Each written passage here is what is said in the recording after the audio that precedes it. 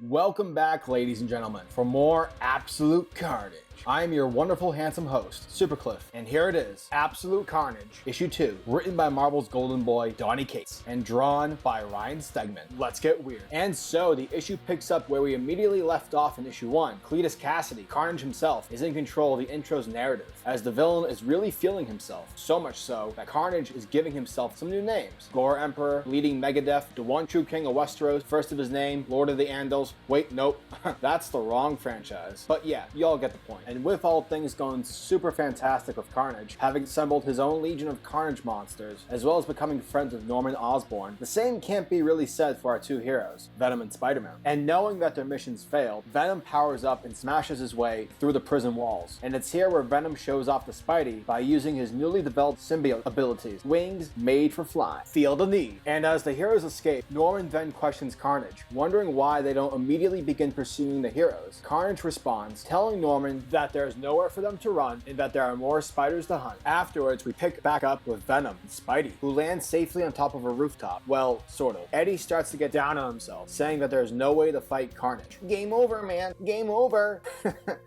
Spidey gives Venom the whole "we can do it" pep talk. Why do we follow Venom? So that we can learn to pick ourselves back up. Spider-Man definitely watched Batman Begins. And so, once the two heroes come up with a plan, Eddie suddenly gets an emergency phone call from the Maker, who, back at Rex Strickland's hideout, is watching over his son Dylan and Peter's godson, Normie. Now, what's happening with Dylan and the Maker is covered in Venom issue 17. Essentially, their base is under attack by the Life Foundation symbiotes, but the important thing to know here is that the Maker, while having had a free minute to spare, hacked the FBI database and learned that the mass grave, which was uncovered in the previous issue, doesn't carry Eddie's ex-wife / Dylan's mother's body, meaning Carnage has yet to dig up Annie. So this confuses Eddie, because if you remember, for a time prior to her death, Annie wore the Venom symbiote, which would have made her a target, but the Maker believes that Annie passed down her codex to Dylan when he was born, making him the target instead. Meanwhile, we check in with Carnage miles beneath the streets of New York, and it's here where we see Carnage giving the beat down to Norman, letting Osborn know that he is the one true Carnage. But in response, Norman promises Cletus that once this killing spree is over, the two of them will have to eventually kill each other for the mantle of Carnage. Next, we see Matt Gargan's the Scorpion and Miles Morales, who are in the middle of a Carnage mosh pit. The Carnage Thralls are after past host Matt Gargan, but since Miles is Spider-Man, he's defending the villain, which probably isn't the best for Miles, because when you're a supervillain such as the Scorpion, you're totally gonna leave the hero hanging. Luckily, Venom arrives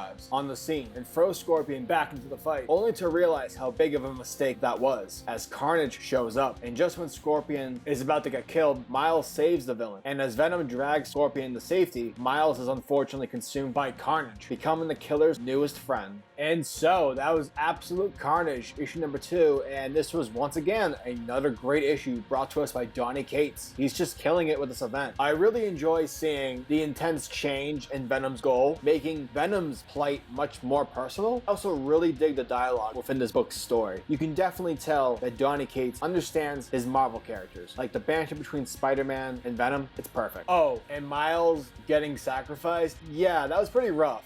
But how can I forget the art? Ryan Stegman's art is great. It's fantastic. It's beautiful. And with that, I'm gonna give Absolute Carnage issue 2 a 9 out of 10. And that wraps up today's video. If you guys like my content, please hit that subscribe button, as well as hit the bell symbol, so that the world of comics is never missed out. Peace, guys.